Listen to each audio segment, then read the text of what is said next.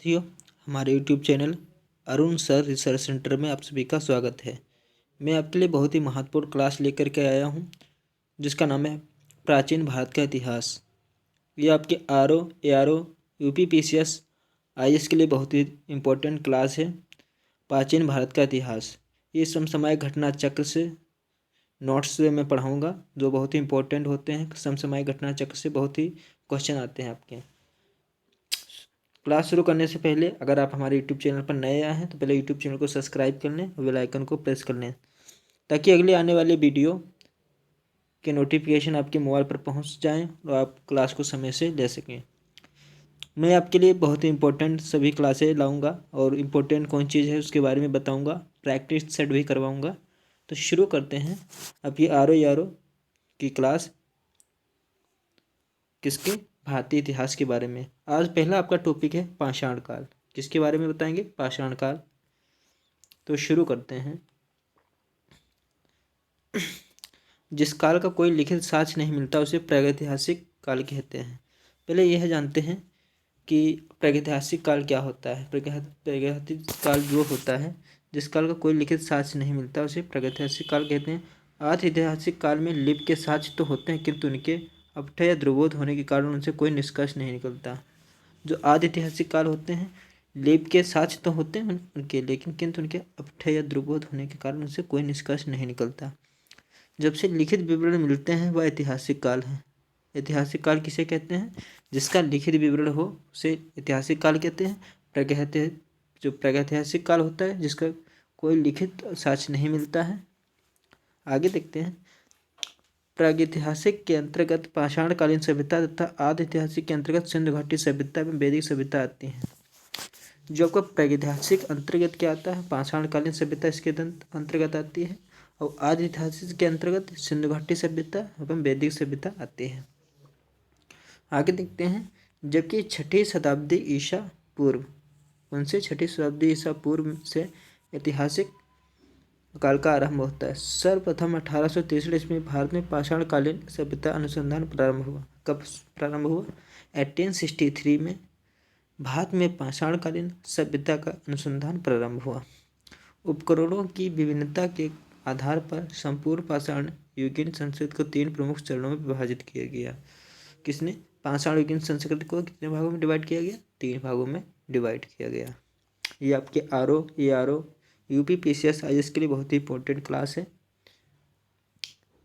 ये हैं 3 भागों में डिवाइड किया। पहला है पूरा पाषाण काल, दूसरा है मध्य पाषाण काल, तीसरा है नवपाषाण काल। पाषाण काल को क्या किया गया? 3 काल में विभाजित किया गया है। पूरा पाषाण काल, मध्य पाषाण काल और नवपाषाण काल। उपकरणों की भिन्नता के आधार पर पूरा पाषाण काल को भी 3 कालों में विभाजित किया गया, और फिर पूरा पाषाण काल को भी 3 भागों में विभाजित किया गया। पहला आपका है पूरा पाषाण काल, जिसे कोड उपकरण कहते हैं। इसमें हस्त कुठार, खंडक, वितरणी। मध्य पाषाण काल जिसमें फलक उपकरण तथा तीसरा है उच्च पूरा पाषाण काल। तो पूरा पाषाण काल के कितने भाग हैं? 3 भाग हैं। पूर्व पूरा पाषाण काल, ठीक, मध्य पूरा पाषाण काल और तीसरा उच्च पूरा पाषाण काल। दक्षिणी एवं खुरचनी उपकरण है आपके उच्च पाषाण। आइए देखते हैं। यहाँ से सभी इंपॉर्टेंट आपके पॉइंट है, सब बताता चलूँगा क्या क्या इंपॉर्टेंट है आपका। बहुत इंपॉर्टेंट है यहाँ पे। सर्वप्रथम पंजाब की सोहन नदी की घाटी जो अब पाकिस्तान में है, से चापिंग पेउल संस्कृत के उपकरण प्राप्त हुए। सर्वप्रथम क्या हुआ? पंजाब की सोहन नदी की घाटी पाकिस्तान से चापिंग पेबुल संस्कृत के उपकरण प्राप्त हुए।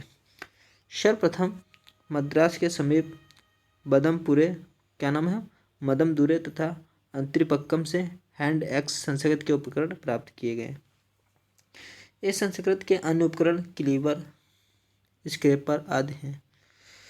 रॉबर्ट ब्रूसफुट ब्रिटिश भूगर्भ वैज्ञानिक और पुरातत्वविद थे। क्या नाम था उनका? रॉबर्ट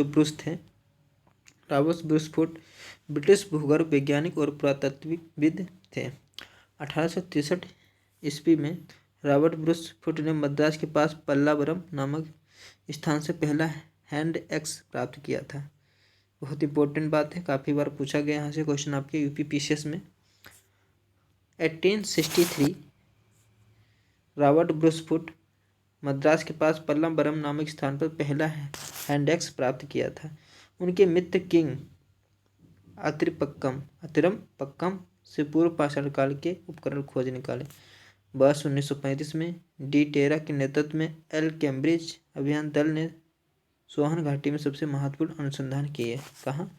वर्ष 1935 में डी टेरा के नेतृत्व में, किसके? डी टेरा के नेतृत्व में एल कैम्ब्रिज अभियान दल ने सोहन घाटी में सबसे महत्वपूर्ण अनुसंधान किए।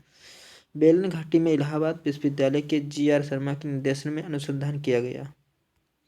जो आपकी बेलन घाटी है,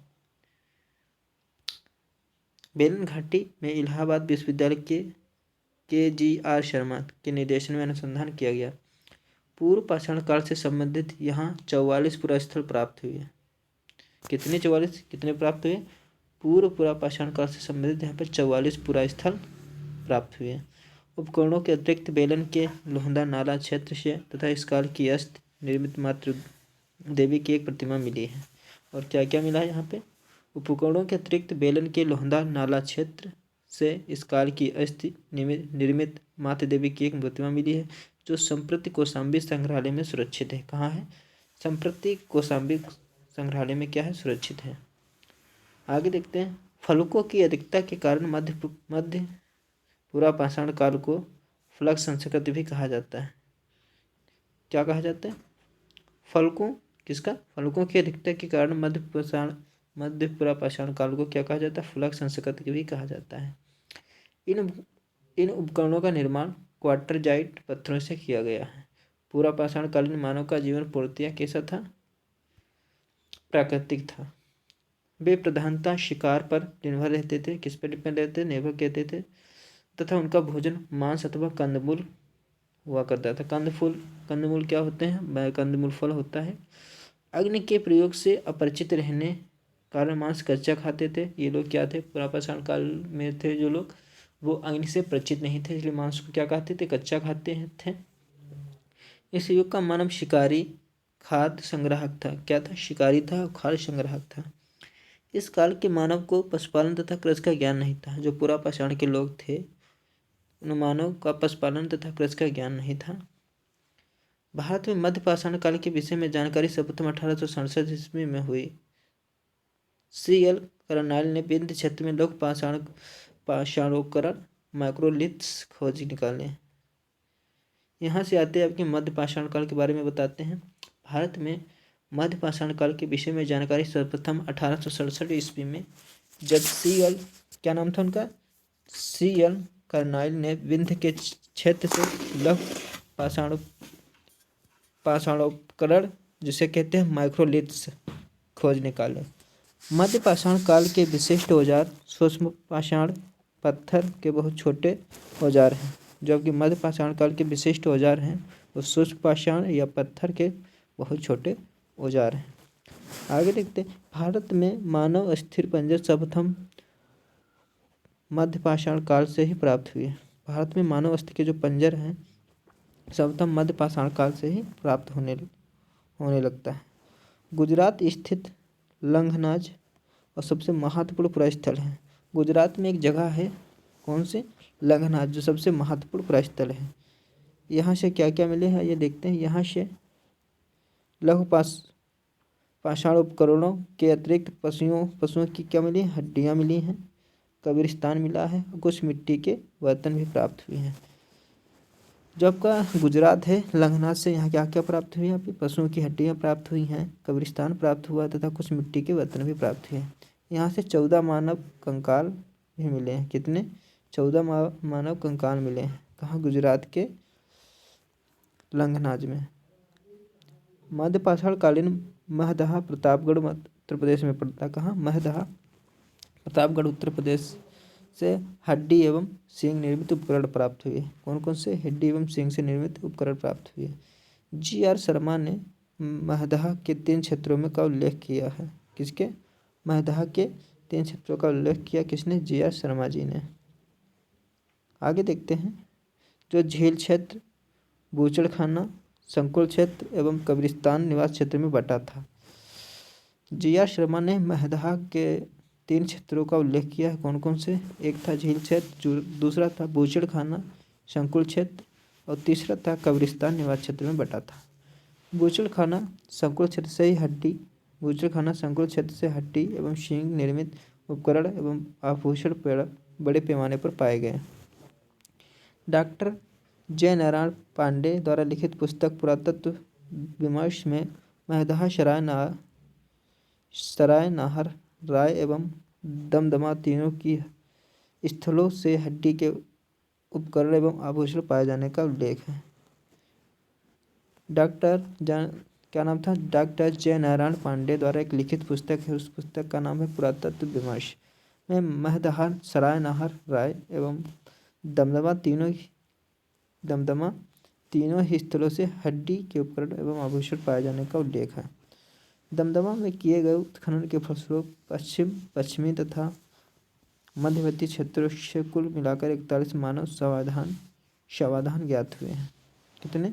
दमदमा में लिए गए उत्खनन के फलस्वरूप पश्चिमी तथा मध्यवर्ती क्षेत्रों से कुल मिलाकर 41 मानव शवाधान ज्ञात हुए हैं। इन शवाधानों में से 5 शवाधान युग्म शवाधान है और एक शवाधान में 3 मानव कंकाल एक साथ दफनाए हुए मिले हैं। शेष शवाधानों में एक कंकाल मिले हैं।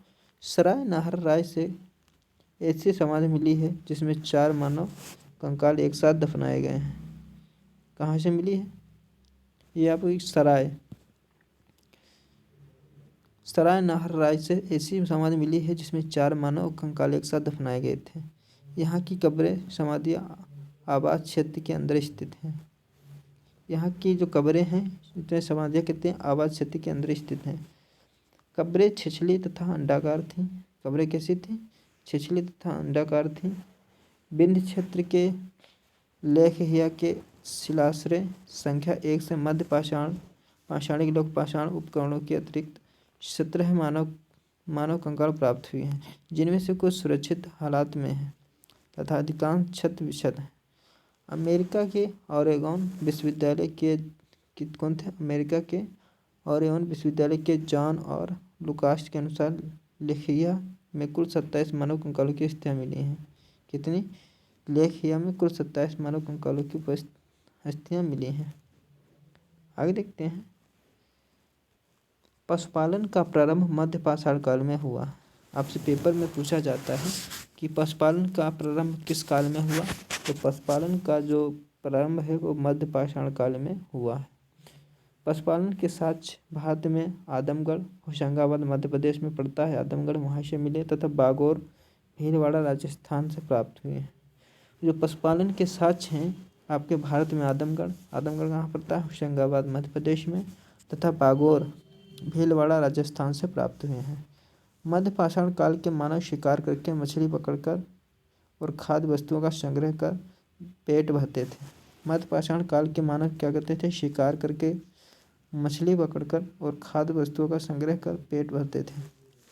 मध्य प्रदेश के रायसेन जिले में स्थित भीमबेटका प्रागैतिहासिक शैल चित्रकला का श्रेष्ठ उदाहरण है। क्या है? मध्य प्रदेश के रायसेन जिले में स्थित भीमबेटका प्रागैतिहासिक शैल चित्रकला का श्रेष्ठ उदाहरण है। आगे देखते हैं।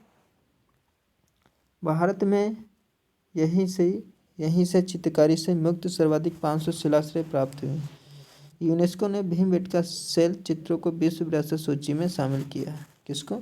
यूनेस्को ने भीमबेटका को क्या किया? उसमें भीमबेटका शैल चित्रों को विश्व विरासत सूची में सम्मिलित किया। सर्वप्रथम खाद्यान्नों का उत्पादन नवपाषाण काल में प्रारंभ हुआ। क्या हुआ? यहाँ पे बहुत ही इंपॉर्टेंट बात है, ध्यान दीजिएगा।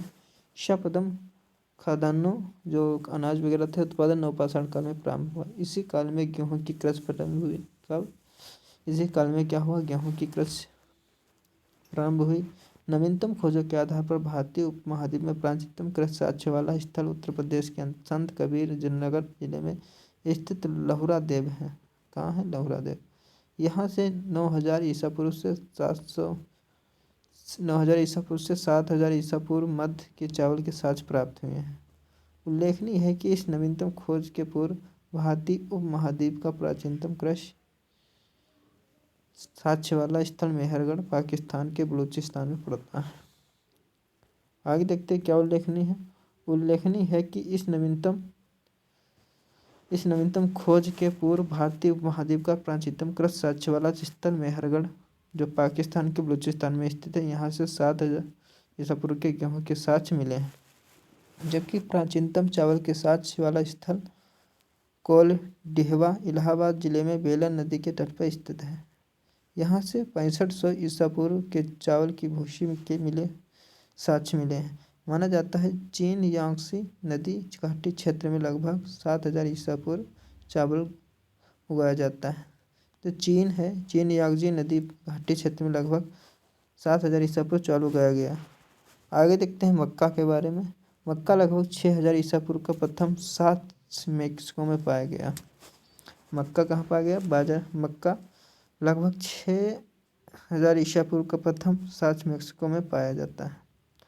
बाजरा 5500 ईसा पूर्व चीन में, सोरगम 5000 ईसा पूर्वी अफ्रीका में और राई 5000 ईसा पूर्व दक्षिण पूर्वी एशिया में तथा जई 2300 ईसा पूर्व में यूरोप में सर्वप्रथम उगाया गया। आगे देखते हैं, बहुत ही इंपॉर्टेंट क्लास है आपके लिए, ये आर ओ UPPCS OIS के लिए। मेहरगढ़ से पाषाण संस्कृति से लेकर हड़प्पा सभ्यता तक के सांस्कृतिक अवशेष प्राप्त हुए। मेहरगढ़ से क्या क्या प्राप्त हुआ?